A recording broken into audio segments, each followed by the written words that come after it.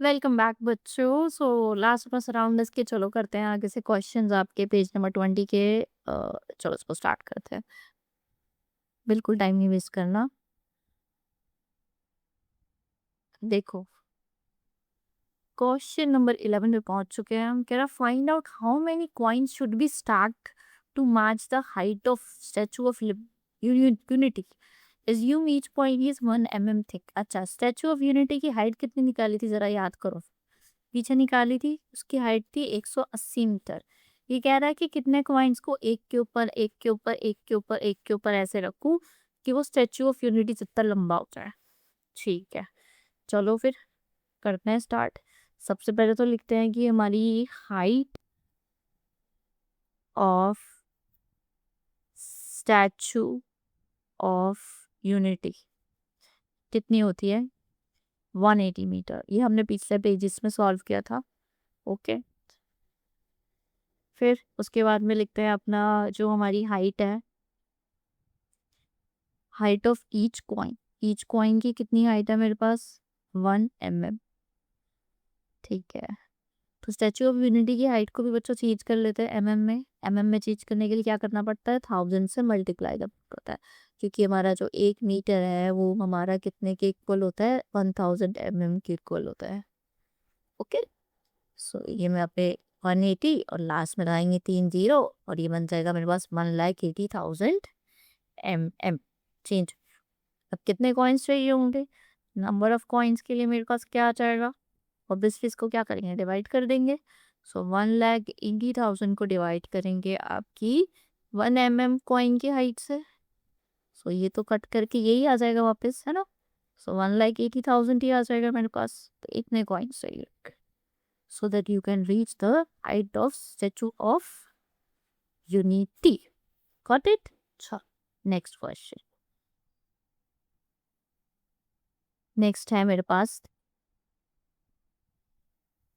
कह रहा है एक ग्रे हेडेड एल्बाट्रॉस है, हैव अ रफली 7 फीट वाइड विंग स्पैन। ठीक है, विंग स्पैन है उसका 7 फीट का, मतलब उसके विंग्स इतने बड़े खुल जाते हैं। ये किसी काम की नहीं इन्फॉर्मेशन इस क्वेश्चन में। कह रहा है they are known to migrate across several oceans. ये ना सेवरल ओशंस में माइग्रेट करते रहते हैं, मतलब ओशन के इधर उधर जाते रहते हैं। Albatrosses can cover about 900 to 1000 kilometre in a day.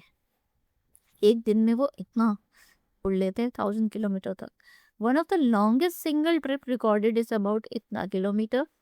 ठीक है, how many days would such a trip take to cross the Pacific Ocean approximately.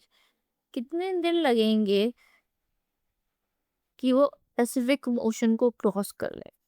तो ठीक है, अब चलो लिखते हैं इसमें। सबसे पहले तो टोटल डिस्टेंस देखते हैं कितना है।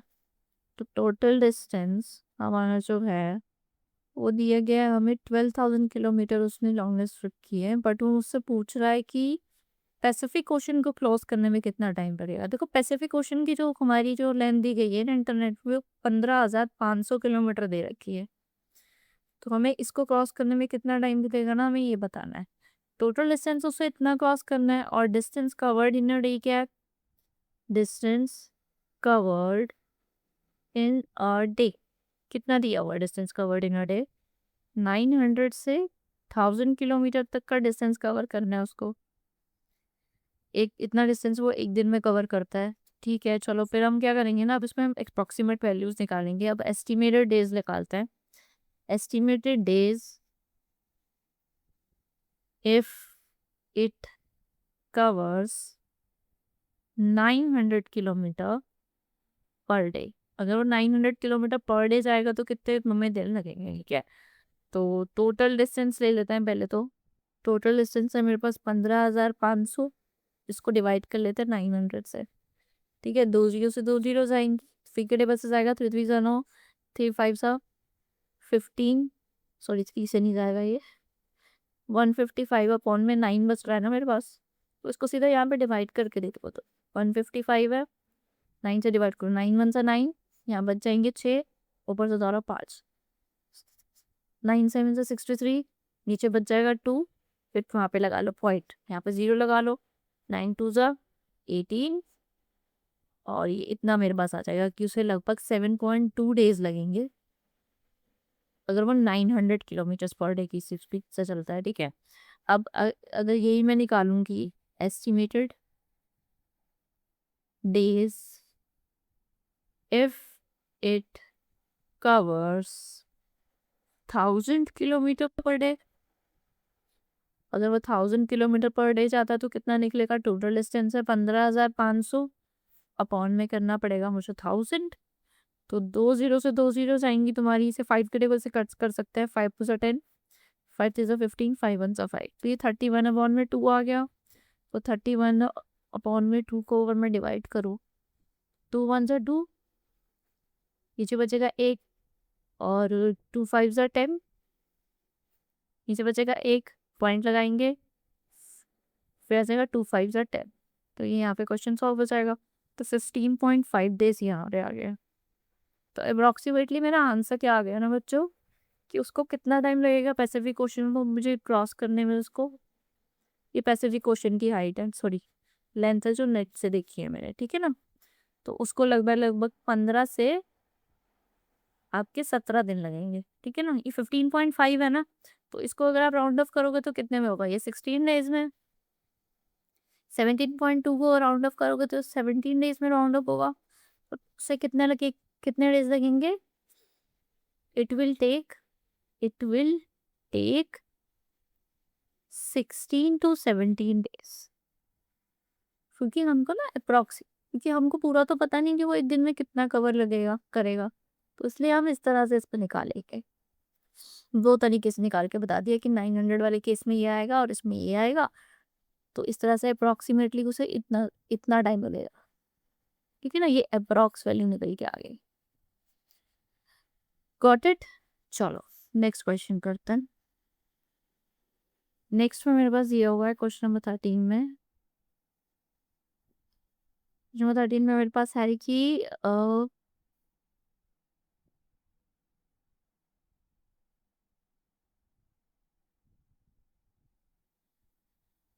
a bar-tailed godwit holds the record for the longest recorded non-stop flight.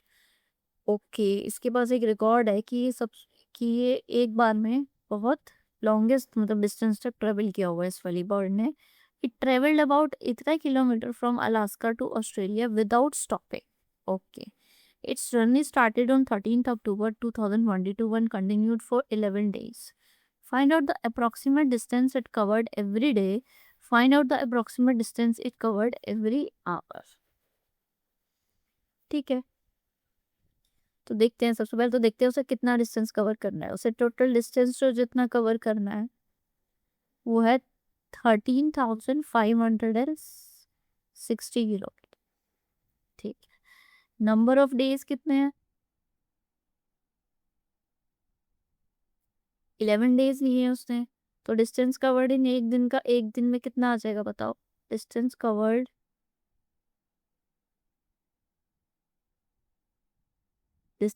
In a day निकालने के लिए क्या करेंगे? 13,560 को 11 से डिवाइड कर देंगे इस तरह से। सो यहाँ पे डिवाइड करके दिखाऊँ मैं आपको। 13,560, 11 1 11,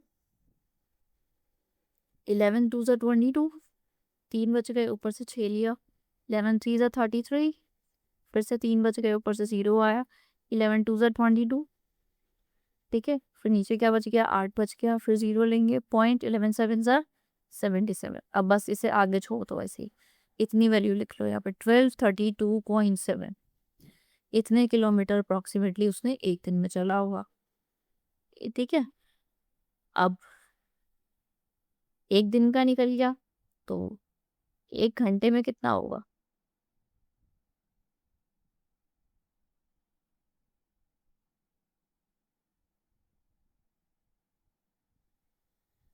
तो एक घंटे में देखो, सबसे पहले तो वो कितने दिन तक चली है? 11 आवर्स तक चली है। तो पहले तो ये 11 डेज तक, तो 11 डेज को मल्टीप्लाई करना पड़ेगा 24 आवर्स से, ठीक है ना, क्योंकि नंबर ऑफ आवर्स निकालना पड़ेगा उसने कितना ट्रेवल किया है। Number of hours travelled, number of travelled hours travelled कितना आएगा मेरे पास? इसको मल्टीप्लाई करके 264 आवर्स आएगा। इतने आवर्स उसने टोटल उसने ट्रेवल किया है। अब नीचे वाले इसमें क्या करेंगे, अब इसको इससे डिवाइड करेंगे। तो डिस्टेंस कवर्ड पर आवर कितना आ जाएगा मेरे पास, डिस्टेंस कवर्ड पर आवर, 1 घंटे में उसने कितना चला हुआ, 13,560 डिवाइडेड बाय 264, और इसका देखो अप्रॉक्सीमेटली तुम्हारा निकल के आएगा इतना 5136 किलोमीटर अप्रॉक्सीमेटली। ठीक है ना। इसको सॉल्व आप अपने आप कर लेना, इसको 2 टेबल से कट करना, फिर ऐसे इसको डिवीजन करना जैसे मैंने आपको सिखाया है। ठीक है ना। तो इस तरह से ये क्वेश्चन सॉल्व हो जाएगा आपका। पहले हमने इसको एक दिन में निकाल के दिखा दिया, फिर इसको नंबर ऑफ आवर्स निकाल लिए थी, 11 दिन में वो कितने घंटे चला हुआ, फिर उसको ऐसे सॉल्व किया। अब तुम सोच रहे हो कि मैम ये एक दिन का है, मतलब ये 24 आवर का है। आप इसको ही 24 से डिवाइड कर लेते। प्रॉब्लम पता है क्या है, यहाँ पे ना पॉइंट दिया हुआ है। अगर इसको इतना डेसिमल में सॉल्व करोगे ना तो तुम्हारा आंसर थोड़ा सा ऊपर नीचे आ जाएगा। तो बेटर है कि तुम्हें जो रियल वैल्यू दे रखी है ना, इसी को तुम डिवाइड करके आंसर लिखो। ठीक है ना। इसीलिए यहाँ पे मैंने इसको 24 से डिवाइड नहीं किया, क्योंकि आंसर ही पॉइंट में आ रखा है तो कोई फायदा नहीं इसको करने का। ओके ना। चलो नेक्स्ट करते हैं, जो कि है इसका लास्ट क्वेश्चन आपका। ये भी कुछ ऐसा सही है, इसमें अप्रॉक्सीमेट वैल्यू ही निकालनी है। कह रहा है कि एक बॉल्ड ईगल है are known to fly as high as 4500 to 6000 meter above the ground level. ठीक है। माउंट एवरेस्ट इज अबाउट इतना metre high, aeroplanes can fly as high as इतना तो इतना kilometres. How many times bigger are these heights compare to the Somu's building. कह रहा सोमू की building से ये सब कितने बड़े हैं। अच्छा, मतलब 3 चीजें कंपेयर करनी है, एक तो बॉल्ड ईगल बताना है, माउंट एवरेस्ट बताना है, और एरोप्लेन बताना है कि कितना ऊपर नीचे फ्लाई करता है। सबसे पहले तो देखो हाइट ऑफ सोमूस बिल्डिंग क्या निकाली थी हमने, हाइट ऑफ सोमूस बिल्डिंग ये हमने निकाली थी आपकी 40 मीटर। और सबसे पहले निकलता है बोल्ड ईगल का, निकालते हैं। ठीक है, bald eagles flight, bald eagles की जो फ्लाइट है वो कितनी होती है हमारी, 4500 से 6000 मीटर तक होती है ना। अब इसमें भी दो वैल्यूज है ना, तो क्या करना पड़ेगा कि लोअर और अपर वैल्यू को निकालना पड़ेगा। ठीक है ना। सो लोएस्ट एस्टिमेट, लोअर एस्टिमेट क्या होगा बताओ। लोअर एस्टिमेट आएगा मेरे पास 4500 को मुझे डिवाइड करके देना पड़ेगा एक बार 40 से, 0 से 0 जाएगी, 4 1 4, 4 1 4, एक बचा, 4 2 8, 2 बचे, 4 5 20, तो ये आ जाएगा 112.5 मीटर्स। ठीक है ना। इतने टाइम्स वो जो है उसकी, इतने टाइम्स बोल्ड ईगल उसकी बिल्डिंग से ज़्यादा है। ठीक है ना। सो अब लोअर एस्टिमेट निकल गया, इसका हाइयर एस्टिमेट क्या होगा। हाइयर एस्टिमेट मेरे पास आ जाएगा, हाइयर एस्टिमेट के लिए 6000 को डिवाइड कर देंगे 40 से, 0 से 0 जाएगा, 4 1 4, 2 बचे, 4 5 20, 0, तो 150 आ गया। यहाँ पे 150 टाइम्स आ गया। तो ये दो वैल्यूज आ गई, तो यहाँ पे हम इसके आंसर स्टेटमेंट में क्या लिखेंगे, so eagle fly, sorry, so the eagle flies about 112.5 to 150 times higher than Somu's building. Somu's building. Somu की बिल्डिंग से इतना अप्रोक्सीमेटली वो हायर होती है। जब भी दो वैल्यू दे रखी हो ना, पहले लोअर निकाल लिया करो, फिर हायर निकाल लिया करो, और ऐसे लिख के दे दिया करो उसको। ठीक है ना। चलो नेक्स्ट करते हैं। अब ईगल की बात हो गई, माउंट एवरेस्ट की बात करते हैं। माउंट एवरेस्ट का तो इजी है। चलो, तो सबसे पहले सोमू की बिल्डिंग की हाइट कितनी है दोबारा लिखना पड़ेगा। सोमू की बिल्डिंग की हाइट है हमारे पास 40 मीटर। तो और माउंट एवरेस्ट की हाइट कितनी है मेरे पास, 8850। तो इसका फिर निकालेंगे 8850 को, एस्टिमेट लगा लेंगे, 40 से डिवाइड करेंगे, 0 से 0 जाएगा, 4 1 जा 4, 4 2 जा 8, 4 2 जा 8, 4 1 जा 4, फिर पॉइंट में आएगा 4 2 जा 8, फिर 4 5 जा 20, तो आंसर आ जाएगा 221.5। बस यही मेरा आंसर है। So Mount Everest is 221.25 times higher than Somu's building. Som की बिल्डिंग से इतना हाइयर है माउंट एवरेस्ट, इतना टाइम्स हाइयर, ठीक है ना। अब थर्ड रह गया लास्ट मेरे पास है कि aeroplane can fly as 10,000 to 12,800। Okay, अब इसका भी मुझे दो निकालने पड़ेंगे आंसर, लोअर है और एक अपर निकालना पड़ेगा, है ना। तो एरोप्लेन की जो हाइट है वो क्या है, एरोप्लेन की जो हाइट है, फ्लाइट है, ठीक है, वो कितनी है, 10,000 से सॉरी 12,800। तो निकालो फिर लोअर निकालेंगे तो क्या करेंगे, 10,000 से डिवाइड करेंगे 40 को, 0 से 0 जाएगा, 4 1 जा 4, 4 2 जा 8, 2 बचे, 4 5 जा 20, 0 पर 0, 250। हाइयर निकालोगे, हाइयर में क्या निकल के आएगा, 1280 को 12,800 को 40 से डिवाइड करोगे, 4 1 जा 4, 4 3 जा 12, 4 2 जा 8, 0 का 0 को 320 आ जाएगा। तो इसका तो चलो पूरी पूरी वैल्यूज निकल के आ गई, कुछ भी पॉइंट में ही आया। So aeroplane can fly 250 to 320 times higher than Somu's building. इतना टाइम्स हाइयर सोमो की बिल्डिंग से ये लोग फ्लाई कर सकते हैं, ठीक है ना। सो ये था आपका क्वेश्चन नंबर 40 और इस चैप्टर का आपका लास्ट क्वेश्चन है ये। तो बच्चों मिलते हैं अब इसके नेक्स्ट चैप्टर में, मिलते हैं, आपका अर्थमेटिक का चैप्टर आप स्टार्ट करते हैं। Thank you so much for watching the video and please do subscribe to the channel if you really like these videos.